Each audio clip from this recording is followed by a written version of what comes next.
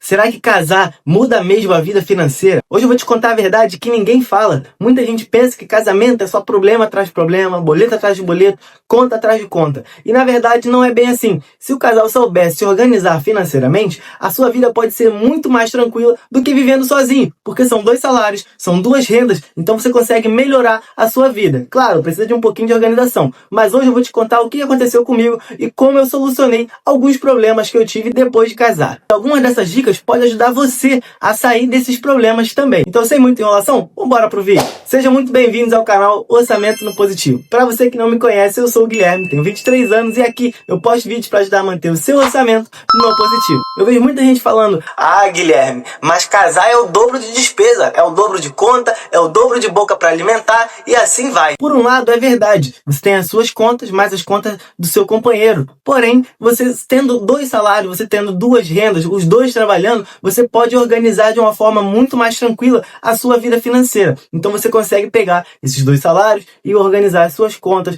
fazer ali certinho o que você tem que pagar, o quando você tem que pagar e o quanto sobra para vocês viverem com isso. Lembrando que aqui a gente fala sobre investimentos, então sempre se pague primeiro, ou seja, sempre que você receber, pegue uma parte do seu salário e separe para que você possa investir esse dinheiro, para que você possa guardar esse dinheiro, para que você possa ter a sua reserva de emergência e ter o seu dinheiro trabalhando para você. Então, primeiro de tudo, você pague a você mesmo, depois você pague as suas contas. Isso pode até soar um pouco estranho, pagar as contas depois, mas as contas vão vencer, os boletos vão render juros e assim vai piorar a minha situação. Porém, se você tiver tudo 100% calculado, tudo bem programado, você não vai se enrolar e você vai entender exatamente o que eu quero dizer com se pagar primeiro, separar o seu dinheirinho. É claro que quando você casa, as suas contas vão dobrar. Como eu falei, você tem a sua comida e mais a comida que a pessoa também vai comer. Você tem o seu financiamento da sua casa, você tem alguns aluguéis, você tem algumas coisas que você precisa pagar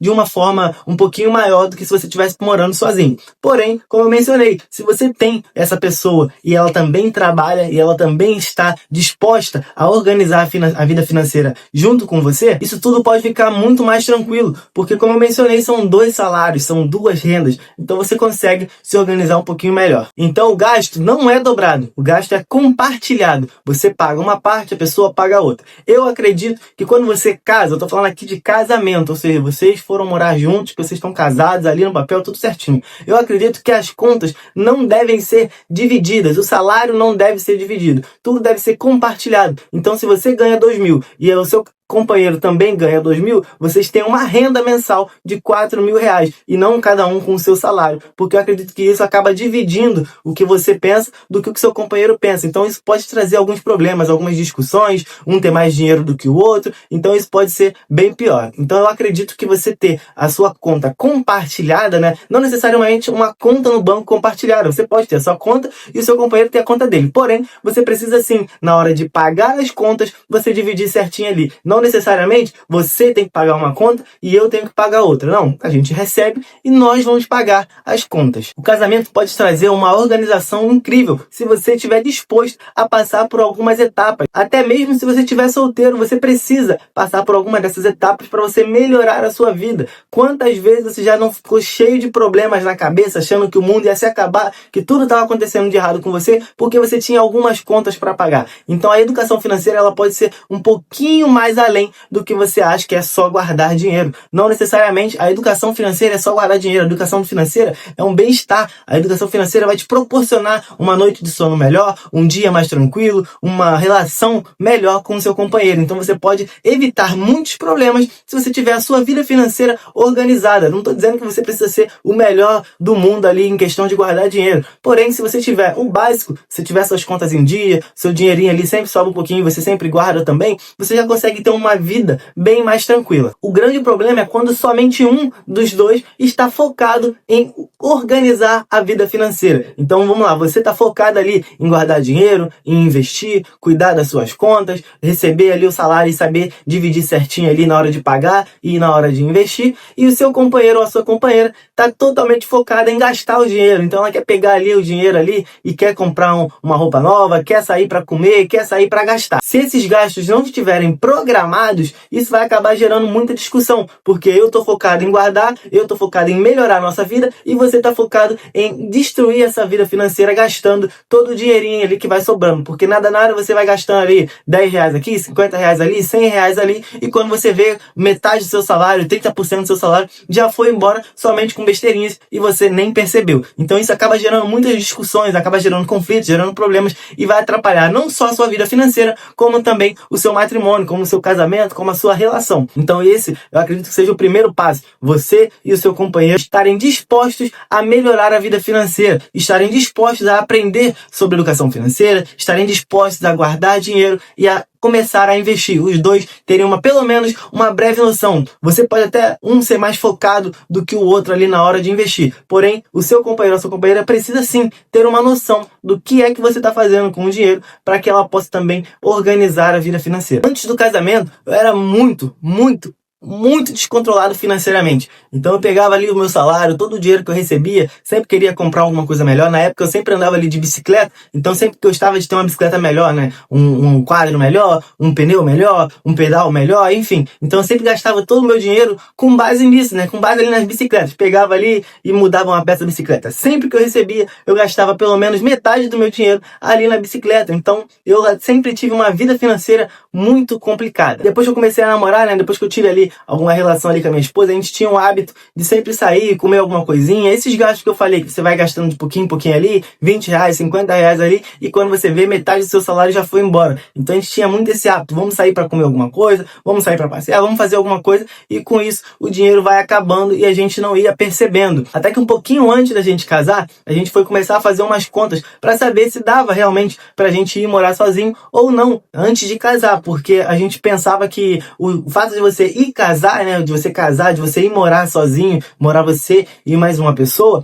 isso era um gasto muito grande e que não caberia no nosso orçamento. Então a gente achava que isso sempre seria um problema e por isso a gente nunca dava um próximo passo. Então a gente começou a organizar a nossa vida, começou a separar um dinheirinho, a guardar um dinheirinho ali na conta para poder pagar algumas dessas coisas, como geladeira, fogão, colchão, televisão, as coisas assim mais básicas dentro de casa que costumam ser bem mais caras. Então a gente começou a guardar dinheiro para essas coisas e depois a gente começou a comprar algumas coisinhas ali de pouquinho em pouquinho. Então isso é até uma dica para você. Se você está pensando em ir morar sozinho, se está pensando em casar, então comece a separar o seu dinheiro e assim que possível, vai comprando também algumas coisinhas que você quer ali, comprar um jogo de copo, um jogo de faca, um jogo de lençol, coisinhas que são baratas, que vão caber no seu orçamento, mas que você vai precisar quando você estiver morando na sua casa nova. Então foi isso que nós fizemos. Nós começamos a guardar dinheiro e fomos separando um pouco desses itens que a gente precisa dentro de casa para que a gente pudesse ter uma despesa menor quando a gente fosse de fato